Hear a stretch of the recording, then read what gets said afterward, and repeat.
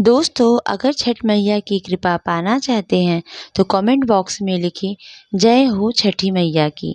छठ मैया का आशीर्वाद आपके परिवार पर सदैव बना रहे और माँ के लिए एक लाइक जरूर दीजिए।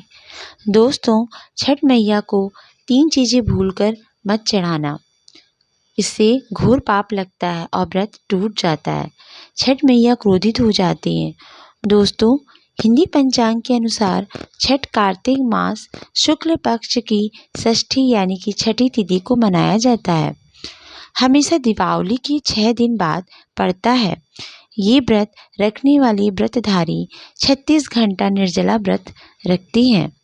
बिना कुछ खाए पिए होता है ये व्रत, जिसके बाद छठी मैया की आराधना और सूर्य देव को अर्घ देने के बाद इस व्रत का समापन किया जाता है। दोस्तों, आइए जानते हैं ऐसी कौन सी गलती है हमसे हो जाती है जिससे पूजा हमको नहीं करनी चाहिए और घोर पाप लगता है और व्रत हमारा टूट जाता है। छठी मैया क्रोधित हो जाती है। दोस्तों, ऐसी महिलाएं व्रत ना रखें, नहीं तो संतान पर भारी संकट या पति को क्षति हो सकती है। इससे आप पाप के भागीदार बन सकते हैं। ऐसी महिलाएं छठ पूजा से दूर रहें। मान्यता है कि छठ पूजा के दौरान पूजे जाने वाली ये माता सूर्य देव की बहन है, इसलिए लोग सूर्य देव को जल देकर सूर्य देव को प्रसन्न करते हैं। वहीं नौ दुर्गा का छठा रूप माँ कात्यायनी देवी छठ माता का ही रूप माना जाता है। छठ मैया संतान देने वाली माता के नाम से जानी जाती हैं। ये पर्व माना जाता है संतान प्राप्ति के लिए मनाया जाता है। खासकर वे पति पत्नी जिन्हें संतान की प्राप्ति नहीं हुई है, वो छठ माता का व्रत रखते हैं और कुछ लोग संतान की सुख शांति समृद्धि के लिए करते हैं। क्या आप जानते हैं, कुछ ऐसी महिलाएं हैं जिन्हें गलती से भी पूजा नहीं करनी चाहिए। ये सबसे ज़्यादा घोर पाप माना जाता है। ऐसी गलती कभी ना करें। तो चलिए जानते हैं, शास्त्रों के अनुसार जो लोग अधूरी शादी करते हैं, जैसे कि कोर्ट मैरिज या शादी के बिना संतान की प्राप्ति कर लेना, सबसे बड़ा पाप माना जाता है। ऐसे में छठ पूजा का व्रत अपनी संतान के लिए कभी नहीं रखनी चाहिए, क्योंकि आपने हिंदू रीति रिवाजों के अनुसार 7 फेरे नहीं लिए हैं और बिना शादी के ऐसे लोग साथ में रहते हैं, तो समाज ऐसे रिश्तों को कलंकित माना जाता है। तो ऐसी स्त्री तभी छठ पूजा में शामिल हो जब वह अग्नि के सामने 7 फेरे ले ले। ऐसी शादी को शास्त्रों में सर्वश्रेष्ठ माना जाता है। अगर आपकी शादी अधूरी है तो छठ पूजा कभी ना करें। आपके ऐसा करने से छठ मैया का अपमान माना जाएगा और आपको पाप लग सकता है। शास्त्रों के अनुसार इस व्रत को सच्चे मन से रखना चाहिए। कोई स्त्री बेमन से इस व्रत को रखती है तो उसकी संतान या पति पर भयंकर संकट आ सकता है। सच्चे मन से श्रद्धा के साथ इस पूजा का व्रत रखना चाहिए, तभी ये व्रत सफल होता है और संतान को सुख की प्राप्ति होती है। छठ मैया करती हैं रक्षा, घर परिवार होता है खुशहाल। दोस्तों, छठी मैया की पूजा करने से सैकड़ों यज्ञों के फल की प्राप्ति होती है। परिवार में सुख समृद्धि और धन की प्राप्ति होती है। छठी मैया के व्रत से सभी मनोकामनाएं पूरी होती हैं। दोस्तों, अब ये भी जान लेते हैं कि कौन सी 3 चीज़ें हैं जो छठ मैया को नहीं चढ़ानी चाहिए, जिससे घोर पाप लगता है। तो दोस्तों, पहला ये कि सूर्य देव को अर्घ देने के लिए तांबे का लोटा जो होता है ही प्रयोग करें। भूल कर भी चांदी, शीशा या प्लास्टिक या स्टील के लोटा से अर्घ नहीं देना चाहिए। इसे व्रत जो होता है टूट जाता है। दोस्तों, दूसरा बात यह है कि घर में मांसाहार ना बनाए, ना ही किसी को खाने दे। व्रत के दौरान मदिरा, धूम्रपान आदि भी नहीं करनी चाहिए। तीसरी बात ये मायने रखती है दोस्तों, छठ माता का प्रसाद बहुत ही शुद्धता के साथ बनाया जाता है।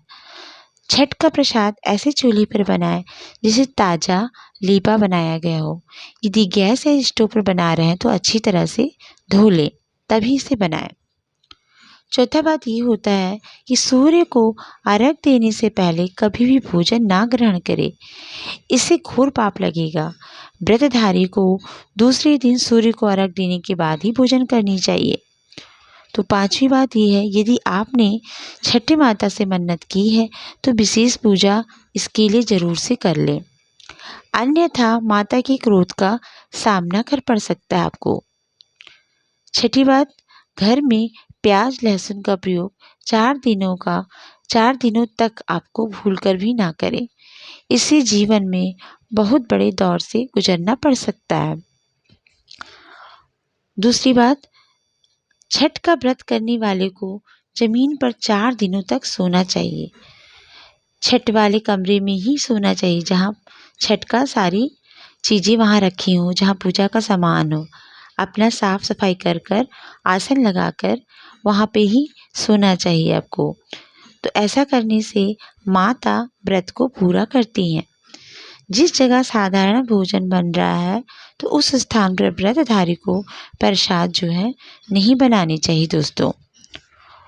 दोस्तों प्रसाद बनाते हुए नमक का हाथ भी किसी पूजा की वस्तु या प्रसाद में नहीं छूनी चाहिए। और दोस्तों पूजा के दौरान अपनी वाणी को थोड़ा नियंत्रण में रखें, बुरी बातों से दूर रहें और गंदे विचार भी आप मन में ना लाएं। इससे माँ बहुत ही क्रोधित हो जाती हैं और आपका पूजा जो है सफल नहीं हो पाता है। इसलिए सच्चे मन से छठी मैया की आराधना पूजा करें, तभी आपके घर में सुख समृद्धि और शांति आएगी और आपके संतान को सुख की प्राप्ति होगी।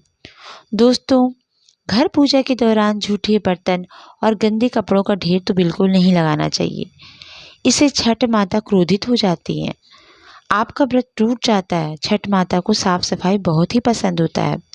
व्रत के दौरान अपने घर की अच्छे से सफाई कर ले और घर में गंगा जल से छिड़काव कर ले, इससे घर पवित्र हो जाता है और छठ मैया का आशीर्वाद हमेशा बना रहता है। तो दोस्तों ये सारी बातें ही बहुत ही महत्वपूर्ण है जो व्रतधारी हैं। तो आप एक बार फिर से इस वीडियो को ज़रूर देखना अगर आपको जानकारी सही से नहीं प्राप्त हुई है तो आप इन सारी जानकारी को अपने दोस्तों में भी ज़्यादा से ज़्यादा शेयर करें ताकि उन्हें भी ये सारी बातें पता चले और उनसे कोई गलती ना हो। तो दोस्तों अगर आप हमारे चैनल पे आप नए हो तो एक बार फिर से निवेदन है कि आप हमारे चैनल को सब्सक्राइब कर दें और जो मैंने बताया है कि छठी मैया की पूजा के दौरान ऐसा जो भी हम गलत चीज़ें कर लेते हैं उसे बिल्कुल ना करें। प्रसाद को भी आप बहुत ही साफ सुथरे ढंग से बनाएं जिससे माता प्रसन्न हो और आप पर छठी मैया की कृपा सदैव बनी रहे। आपके घर में सालों साल धन्य धान्य की कभी भी कमी ना हो। घर को साफ सुथरा रखकर गंगा जल का छिड़काव करना, ये सारी बातों का आपको अवश्य ही ध्यान में रखना है और दूसरों से भी ये बात करवाना है। अगर गलती कहीं हो जाती है तो आप क्षमा मांग लीजिए दोस्तों। तो दोस्तों आप पर एक बार फिर से निवेदन करती हूँ, वीडियो अगर अच्छी लगी है एक लाइक ज़रूर दीजिएगा और चैनल को कृपा करके आपसे निवेदन है कि सब्सक्राइब कर दीजिएगा और अपने दोस्तों में शेयर कर दीजिए। तो आज के वीडियो में दोस्तों बस इतना ही। मिलती हूँ नेक्स्ट वीडियो में नई जानकारी के साथ। जय छठी मैया।